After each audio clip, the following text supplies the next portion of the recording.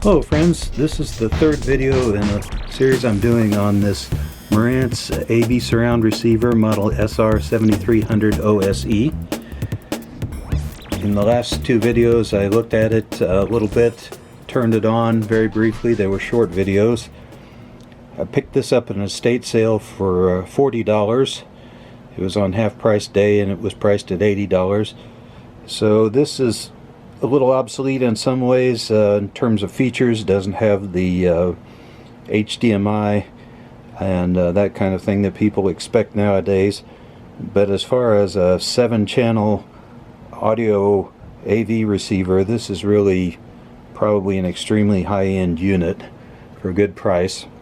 Got it running on standby power, turned off right now, so it's drawing about 0.7 watts. Just turn it on real quickly and we see our power jumps up to maybe 45 watts when it's not doing much of anything.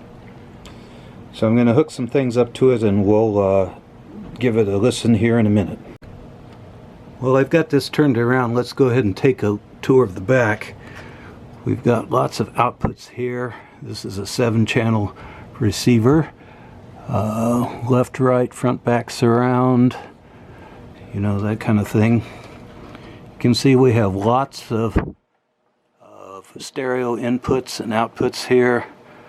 7 channels. This has kind of a deluxe feature of preamp out and 7-channel in, so that gives you the possibility of patching between these with like an equalizer or something else if you want to.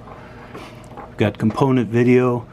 This is evidently a software update feature. RS-232 cable, AM and FM antenna, optical for digital. You can see these are gold plated, or at least look like it. So this is a real high-end unit.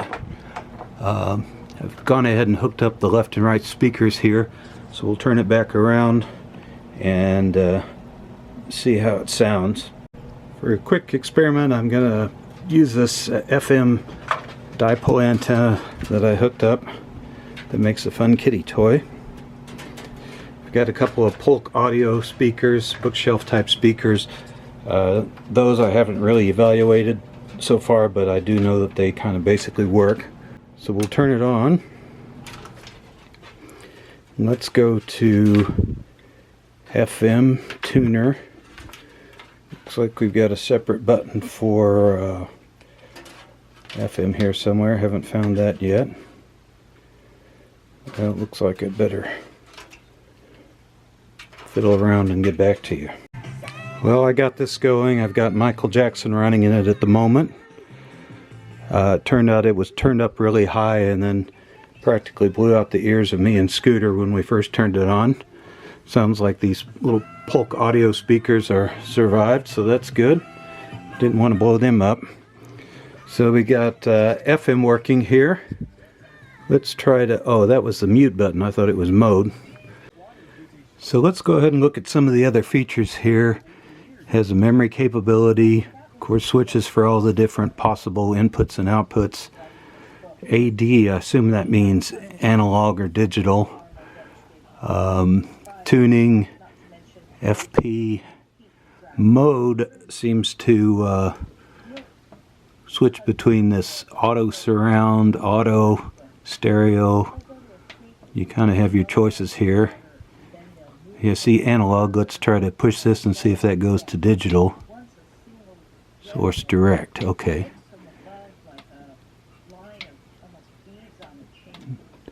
Okay, we'll have to figure that out later.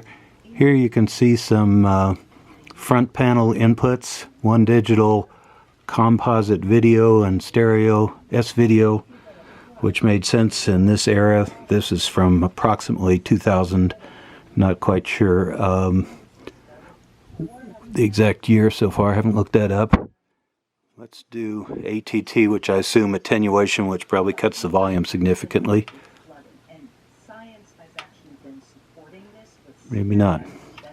Well, there's a lot here to explore. I still haven't found AM in all this.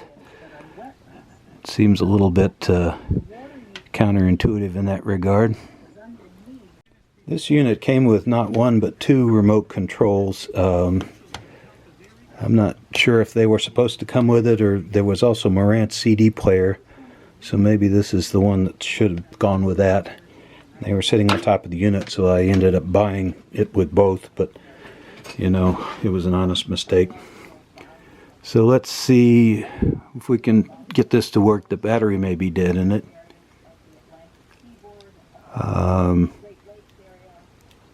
Doesn't appear to be working. I think I'm going to attribute that to a bad battery more than anything.